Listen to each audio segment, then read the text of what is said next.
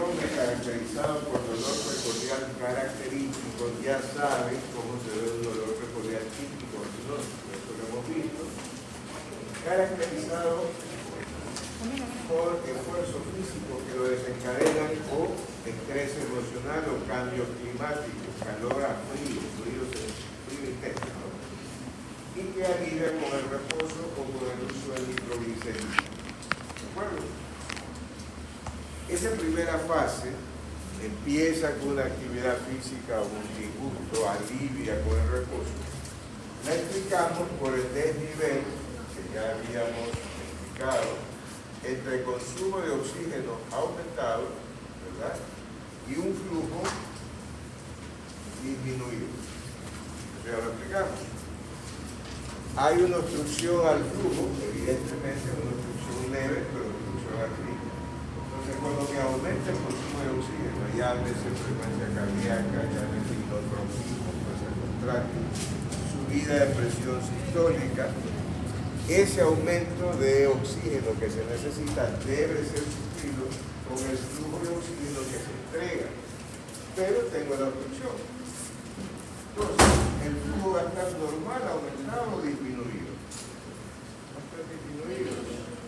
En este caso, levemente, porque no es una obstrucción total, sino parcial. Entonces, cuando se necesita más oxígeno, no llega más oxígeno. Este desnivel produce dolor anginoso. Eso en plena actividad física, cuando el sujeto tiene una frecuencia cardíaca de 100, ¿verdad? ¿Por qué? Porque empezó a trotar, empezó a subir las escaleras rápido, la frecuencia no se queda en 60 ni en 70, sube. Cuando hace reposo, ¿qué pasa con la frecuencia? Disminuye, posiblemente cae a 70, ya una vez que hace reposo, y entonces el consumo de oxígeno baja, porque esto es determinante de consumo mayor de oxígeno. Baja el consumo de oxígeno, entonces el desnivel empieza a equilibrarse, y entonces ahí sí el flujo que está disminuido por la placa sí se va a acomodar con ese consumo de oxígeno menor, con ese requerimiento de oxígeno menor, lo cual no pasaba en actividad física. Pedía más oxígeno, pero no le iba a aumentar el oxígeno por la limitación. Entonces es un desequilibrio entre demanda de oxígeno y oferta. A esta angina, por lo tanto, se le llama angina de demanda. O como una pregunta de sangre. Angina de demanda. No es que o sea, aumenta la demanda y el flujo disminuido no la suple. ¿Correcto? Angina de demanda. Ok. Entonces ahí está explicado el párrafo de la diapositiva. El dolor precordial tiene una localización, ya lo conocen, área retroesternal como la zona de la corbata. Puede irse a mandíbulas, a hombros o a brazos. O sea, esas son irradiaciones que puede tener el dolor característico anginoso. Si reúne estas tres características, el dolor se considera típico. Es decir, que aparezca con esfuerzo, que disminuya o desaparezca con el reposo y que tenga localización medio externa. ¿Correcto? Pero una de esas características es un dolor anginoso típico. Entonces, si viene una paciente a la consulta y te dice, mire doctor, vengo asustada porque he tenido dolor toda la noche, que se me va el brazo izquierdo. Toda la noche, ¿cuánto dura la noche? 5 o 6 horas. Entonces tú dices, bueno, esto es una angina estable. Entra esa narración de la paciente dentro de las características que debe reunir. ¿Sí o no? Sí. No, ¿por qué? Porque no fue el esfuerzo. Bueno, no hablamos de esfuerzo, pero el tiempo. No dice, yo estuve barriendo, estuve moviendo muebles y ahí me empezó el dolor. No, toda la noche retenido. Entonces no reúne las características básicas 3 que deben ser para angina estable. Eso puede ser otra cosa. O no es un dolor anginoso típico. ¿De acuerdo? Muy bien. Un dolor torácico se considera no cardíaco cuando solo está presente una de estas características o ninguna. Una o ninguna. ¿Correcto? A veces veces la tiña reemplaza el dolor en el interrogatorio del paciente. Esto ocurre cuando tenemos ya gente ya de mayor edad y sobre todo diabéticos.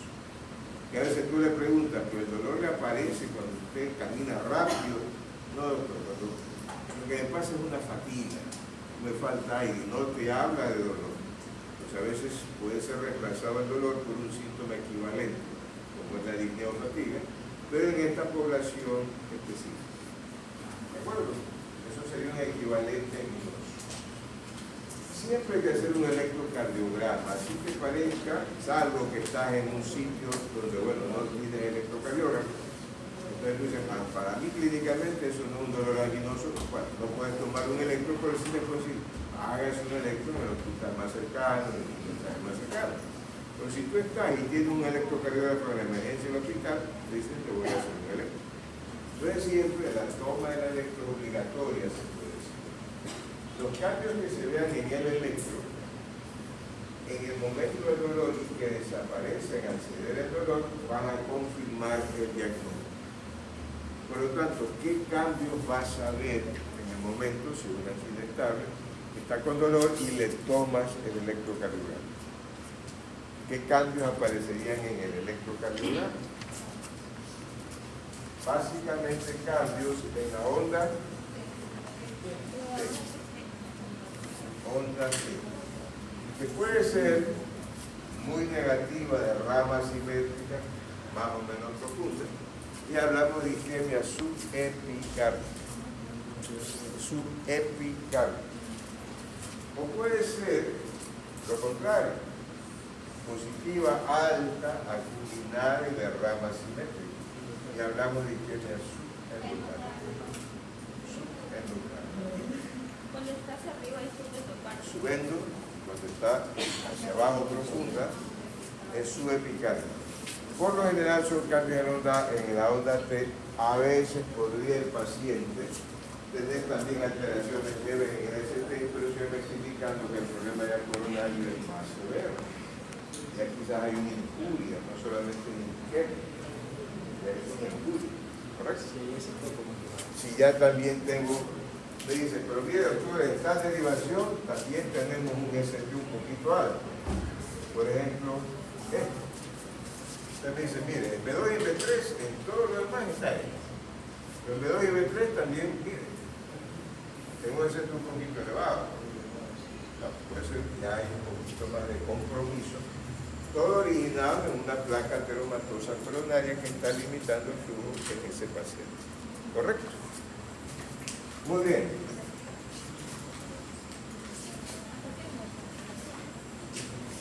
Pero hay que tener en cuenta que hasta la mitad de los pacientes con angina estable pueden tener electrocardiograma normal. Entonces se las ponen difícil. Entonces, por historia clínica, por interrogatorio, es una angina estable. Pero el electro está normal. Recuerden que mencionábamos arriba, el electro en medio del dolor puede dar cambios. Pero suponte que el paciente va a la consulta y te dice, doctor, ayer tuve dolor haciendo tal o cual cosa, hice reposo y se me quitó. Y ya me he quedado quieto, no me muevo, he estado en reposo y he venido directamente con usted.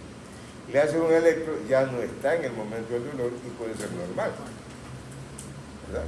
Puede darse esas circunstancias. Pero la historia clínica que te está contando es bastante sugestiva con una angina estable. ¿Qué hacer en ese caso? Tengo la duda, pero el electro no me ayuda, está normal. Más que el electro.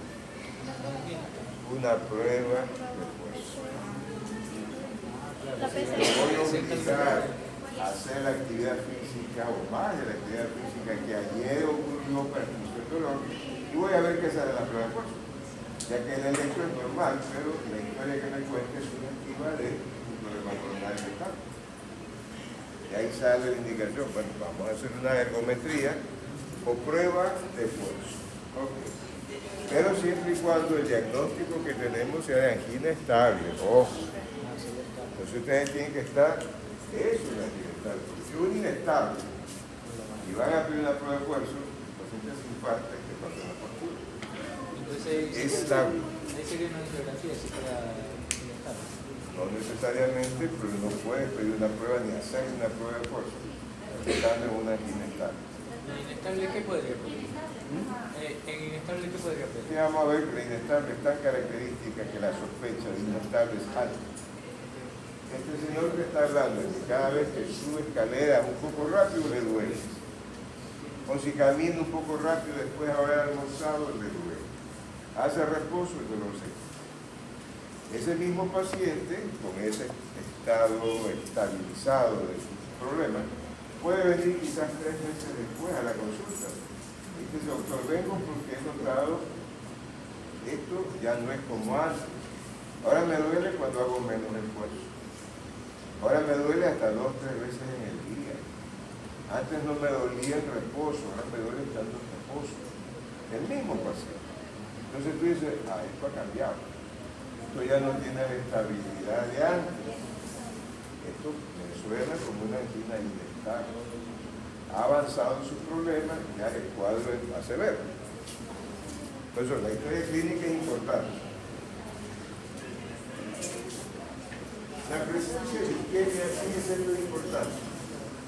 Si el paciente tiene una isquemia miocardica, sea por electro, por historia clínica, o tiene un electro de lesión, o una necrosis, o una hipertrofia ventricular izquierda, ya incluye o identifican a un subgrupo de pacientes que están en mayor riesgo de muerte que la gente que no tiene esos problemas por enfermedad coronaria. Es decir, etiqueta un grupo de gente que está en riesgo, comparado con la gente aparentemente sana, sin signos. ¿De acuerdo? Ahí tiene la prueba de esfuerzo. Dice, bueno, ¿y cuándo hago una prueba de esfuerzo? Pues aquí tenemos algunas indicaciones. ¿Sí saben cómo se hace una prueba de esfuerzo, no?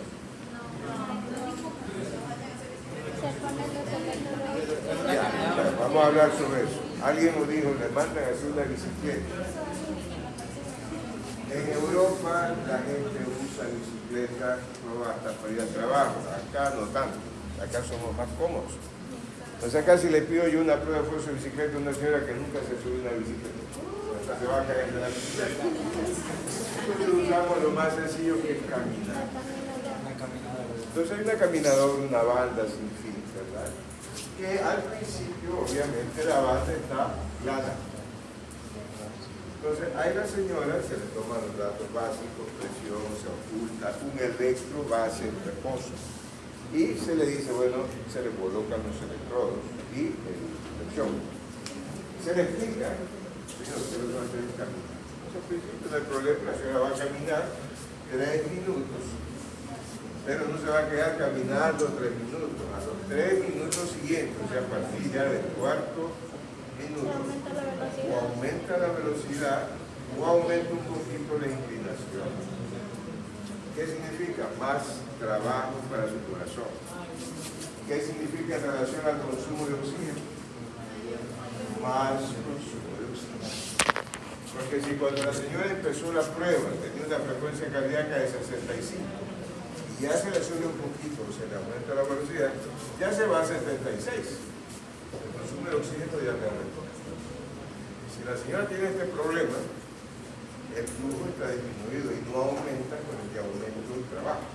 Aumenta el requerimiento. Entonces se empieza a presentar el desnivel. Por eso cada 3 minutos que termina un estadio de la prueba, el médico tiene que hacer un electrocardiograma, tomar presión o el ayudante y ocultar a la paciente. ¿Correcto? Si todo va bien, sigue aumentando la velocidad, sigue aumentando la inclinación, sigue aumentando el consumo. Entonces en algún momento se va a presentar el desnivel, el consumo aumentado y el flujo que no aumenta. La paciente ya se le ha indicado cualquier cosa, si hay dolor, hay molestia, dice. La paciente dice, es una molestia. Tomas el electro y empiezas a ver cambios en el electrocardiograma. Eso es una prueba de esfuerzo, o sea, la obligamos a repetir un esfuerzo. Y cuando le hace un electrocardiograma de reposo no hay. O sea, no mueve ni un dedo, está acostadita, entonces no es tan confiable cuando el electro es normal. ¿De acuerdo? Muy bien. El protocolo que se usa cuando uno quiere buscar isquemias o problemas coronarios se llama de este autor americano, protocolo de Bruce. Ese es el protocolo que se usa para diagnosticar la enfermedad coronaria. Muy bien, aquí dice, está indicada la prueba en caso de que haya un bloqueo completo de la rama derecha, una depresión del ST menor a 1 milivoltio en el electro de reposo. ¿Qué significa eso? ¿Me entiendes? Si el paciente tiene un bloqueo completo de la rama derecha y sale en el electrocardiograma, te dicen, vamos a hacer una prueba de esfuerzo. ¿Por qué razón? ¿Qué es? ¿Han visto ustedes la imagen de un bloqueo completo de la rama derecha alguna vez? ¿No? Vamos a dibujarlos.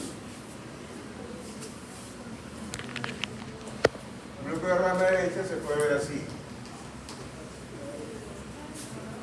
B1, B2 y B3. Ya tengo una repolarización anormal por el bloqueo, no por la enfermedad coronaria.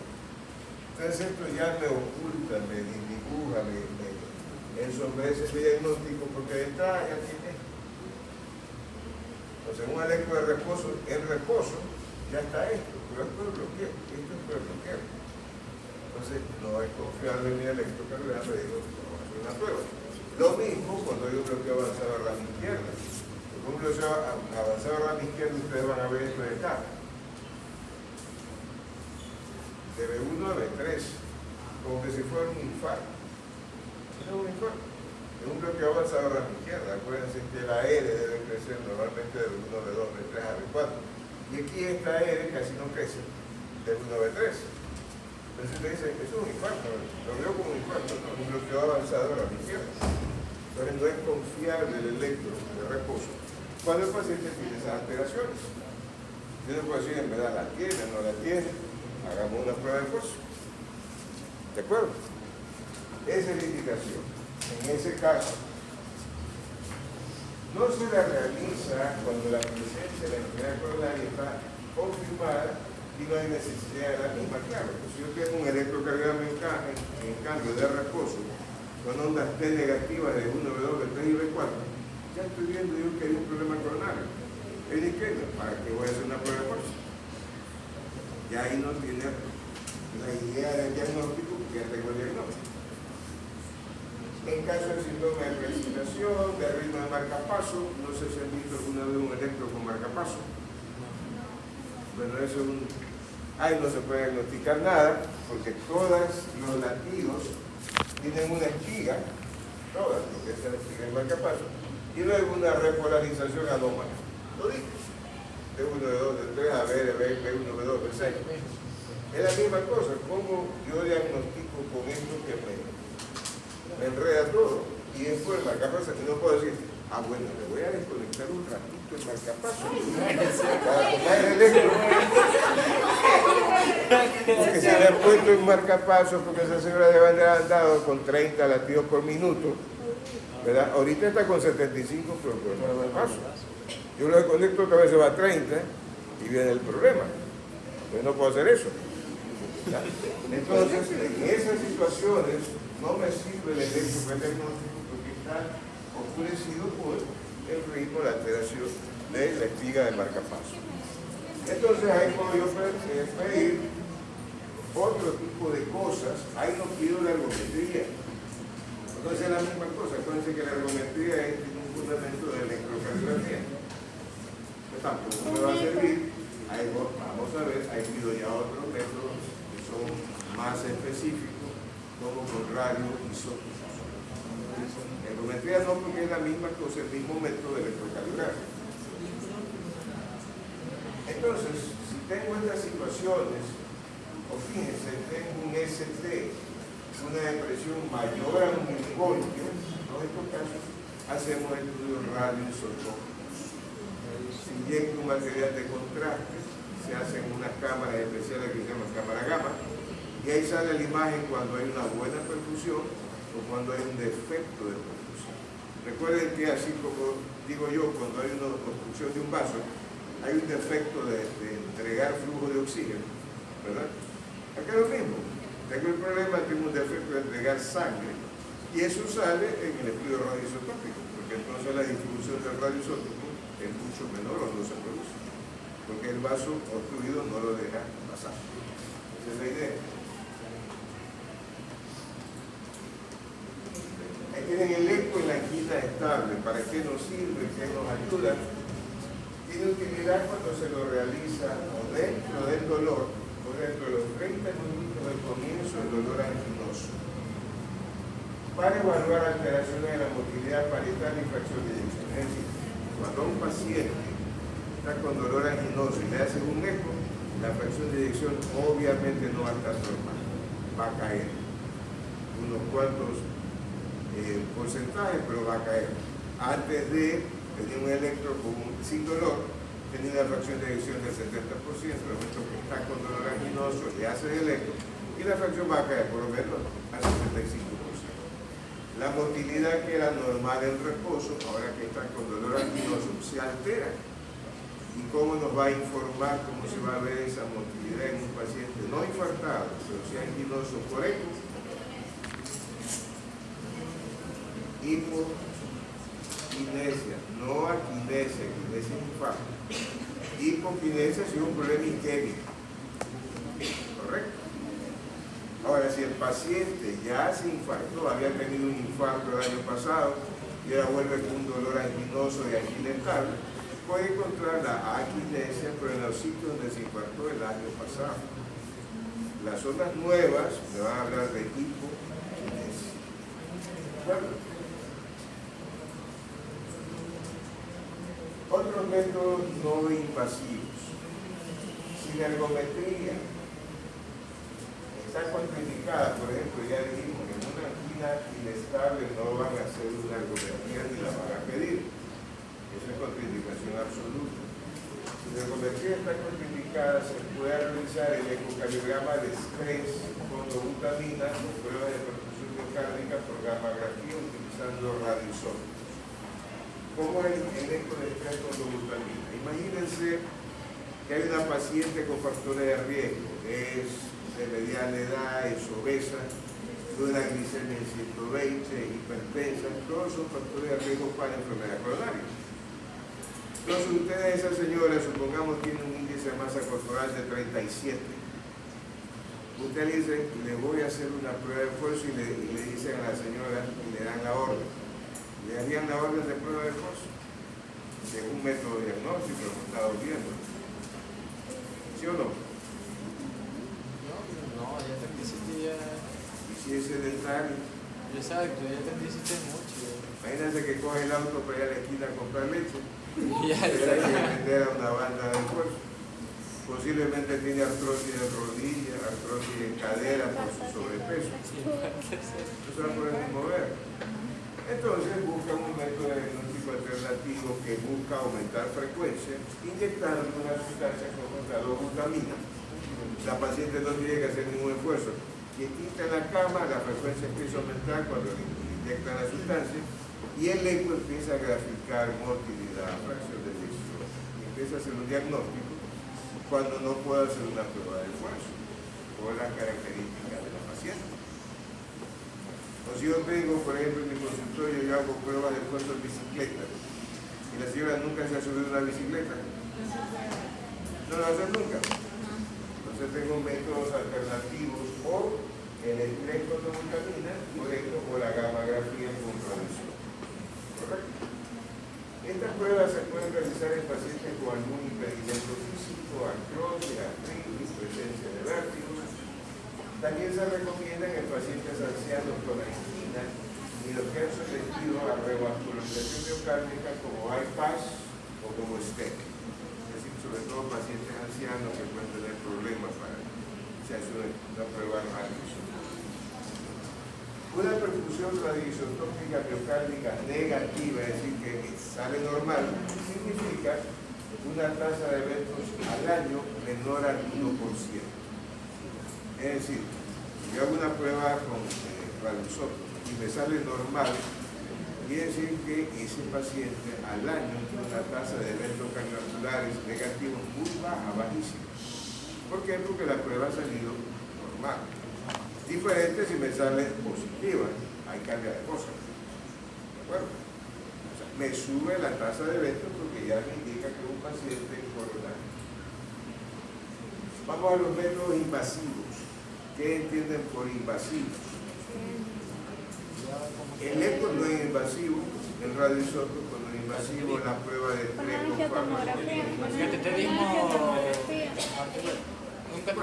hay que meter un catéter dentro de los arterias y dentro del corazón y eso invade al paciente, por eso se llama invasivo. ¿Cuándo se recomienda un cateterismo o la arteriografía coronaria? Todo paciente que ha sobrevivido a un episodio de muerte súbita. Supongamos un paciente estaba aparentemente bien y de repente lo tuvo que ser reanimado, no tuvo una muerte súbita. Si la tuve por algo, ese paciente directamente va a estudiarse por cateterismo. No perdemos tiempo, ahora vamos a hacer una prueba de esfuerzo, no, porque ya tuvo un episodio de muerte súbita. Directo cateterismo. O que sigue con una fuerte sospecha clínica coronaria y luego de estudios que han salido negativos. En un momento que tú dices, bueno, para mí, la historia clínica me dice que este es coronario, el eco es normal, la prueba fue normal, vamos directamente a un cateterismo.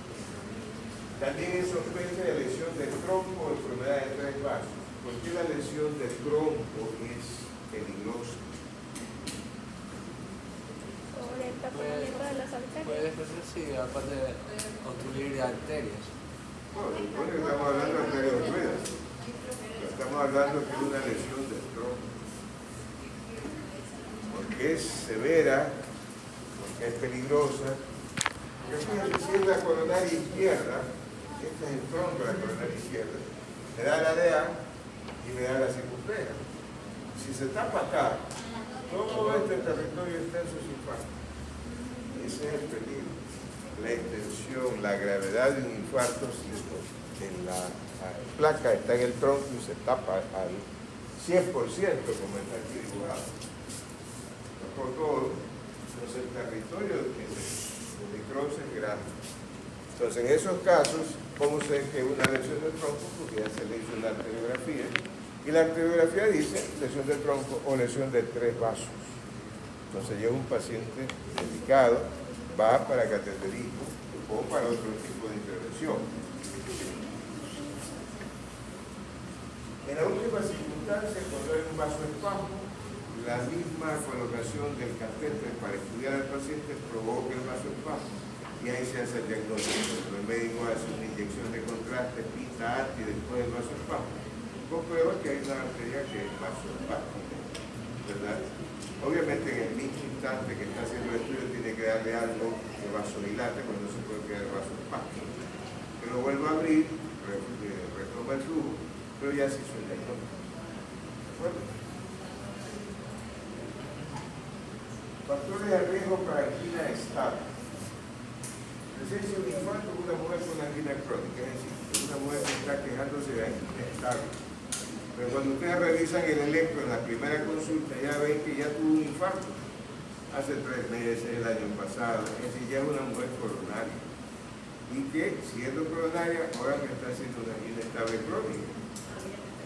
Ese dato ya me indica que es una persona coronaria con factores de riesgo para hacer mínimo una angina estable. Y con la historia clínica y todo lo que estoy viendo, sé que es un paciente coronario.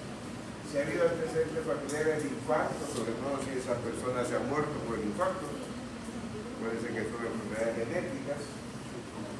Aquellos pacientes con hipertensión no controlada, que a pesar de que están tomando la medicación correcta y a veces toman 2 o 3 medicamentos para la presión, sigue la presión sin control.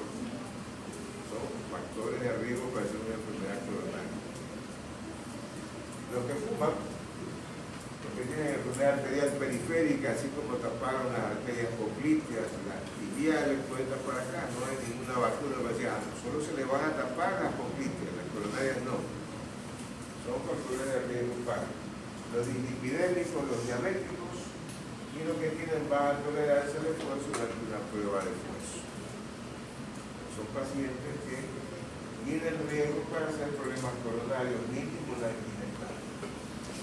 El tratamiento inicial debe considerar la severidad de la enfermedad, pero obviamente por sentido común, si están viendo la placa con obstrucción parcial, en ese tratamiento inicial, ¿qué debe entrar? Sí o sí por sentido común.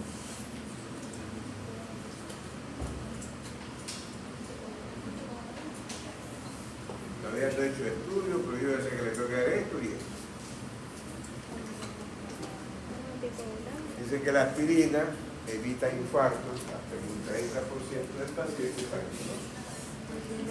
que están en angina estable, no es que están en una angina estable. Si es alérgico a la aspirina, hay otro derivado que son los hidrocreles, que dan menos molestias digestivas que la aspirina. Pero hay que dar algún antiagregante. ¿Por qué? Porque esto de acá se produjo casualmente por agregación plaquetaria. Y la aspirina es un antiagregante a la agregación plaquetaria. Y si hay una placa, estarían intervenidos los lípidos. Y es fácil cuando usted dice de clínica, usted es un lipidémico, mire cómo están los triglicéridos, cómo están las herencias. Entonces, básicamente en el tratamiento inicial que entra una estatina. Sí, a ver si.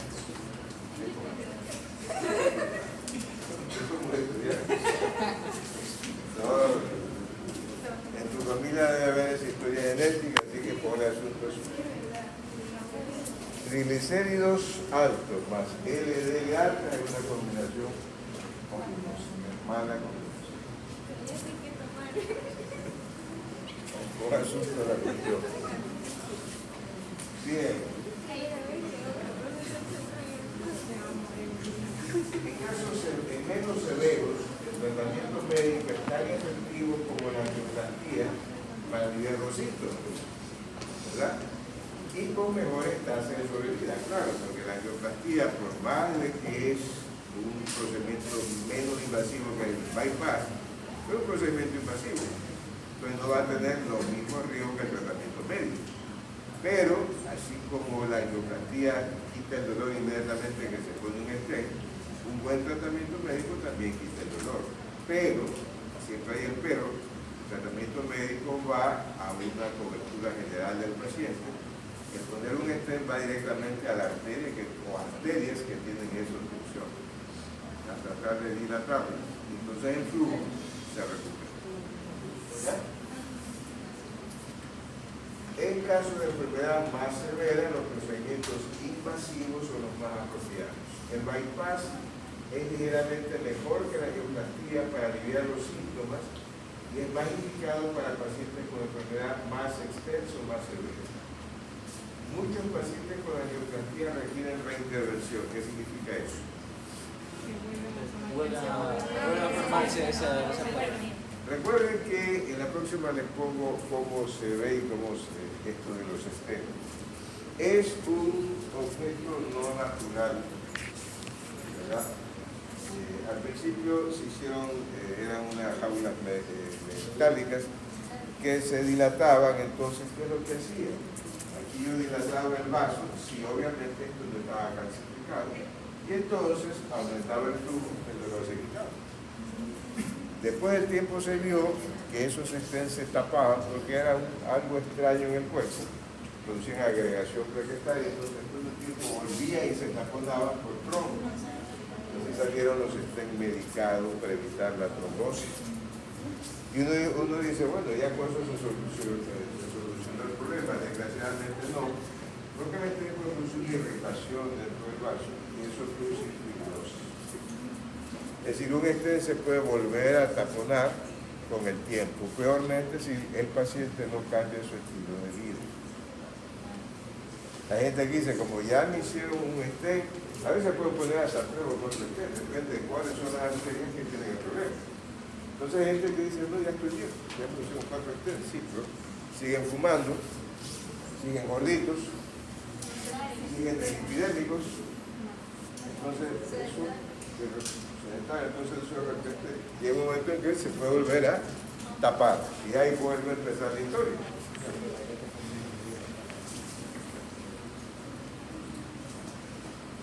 Procedimientos invasivos en angina estática. El bypass utiliza una sección de vena safena que esté en buen estado, porque si no está en buen estado tiene que ir una arteria mamal interna para redirigir el flujo sanguíneo alrededor del área obstruida. Entonces, ¿qué es lo que hace el bypass? Pone este área obstruida, no hay flujo. No hay flujo. Entonces colocan y hacen esto. Un vaso bypassiable que le lleva sangre pasando por encima de la obstrucción a irrigar todo este tejido que está sin sangre. No lo Eso corto. se llama bypass. Es como un paso en el nivel. Eso es el bypass. Entonces aquí ponen un vaso venoso arterial que está en buen estado y lleva la sangre y la redirige, la deriva, pasando por encima de la obstrucción. ¿Y la revascularización ahí sí se corta? ¿Qué cosa? En la revascularización. Por eso ya lleva sangre nueva a un sitio para rehabilitarlo. Entonces, la revascularización es lo mismo que el bypass. Es lo mismo. Obviamente, ¿qué se necesita aquí básicamente para hacer esto? Que los lechos distales estén en buen estado. Si los lechos distales ya están tapados, ya no tiene caso con el bypass.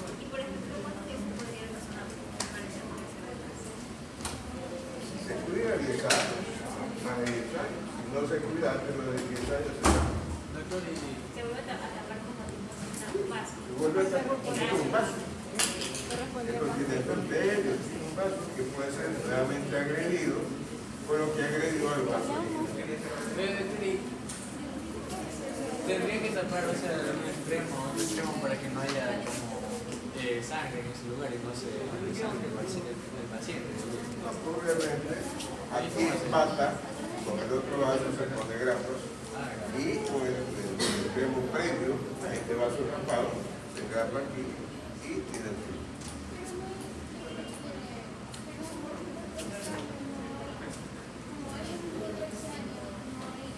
Entonces, es menos que lo otro. Lo otro tiene aquí adentro una cajuela metálica.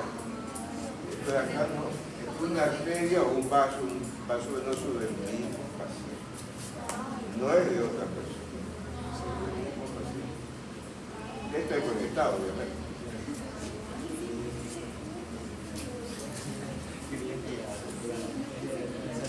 Bueno, con esto terminamos. La angiografía dilata la arteria estenosada, siempre que esté en buen estado y no certificada, mediante la introducción y el inflado de un catéter balón. Eso es lo que hace el técnico. El bypass necesita mayor tiempo de estancia hospitalaria. Claro, le hace un bypass al paciente, tiene que quedarse ingresado 4 o 5 días. El stent no, pero hace hoy día y mañana quizás ya está de alta. Los tiempos hospitalarios son diferentes. Posterior a ambos procedimientos, la arteria puede volverse a tapar si no se cambia el estilo de vida del paciente y los síntomas regresan. Pero y si ya hay fibrosis, como quiera ahí, tendrías que hacer el bypass. ¿Ok? Si hay fibrosis, ya no se podría poner No, pero ¿cuánta gente tiene problemas varicosos? Vamos a sacar una vena safena alterada que se va, con la misma alteración, va a volver a hacer problemas de trauma. Saca una mamá interna que no tiene traumatismo. Por eso hay la opción mamá interna.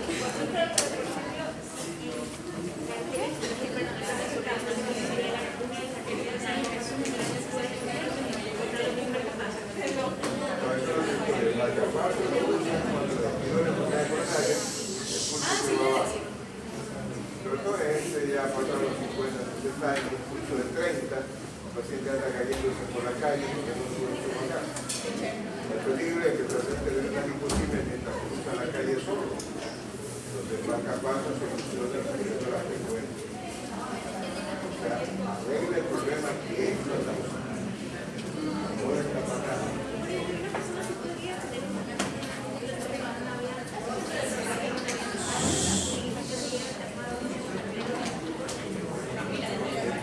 grado de obstrucción. Depende de la inflamación que hay en el problema y que te puede llevar a eso. Pero siempre tiene que estar bajo infección para ver si está inflamatorio vascular abajo. Porque eso se puede complicar. Es que se puede, únicamente los infartos. No ha pasado indicando síntomas. Claro, cuando se tapa todo, pues aquí tenemos obstrucción total. Acá una obstrucción parcial. No, chicos, llegamos hasta aquí.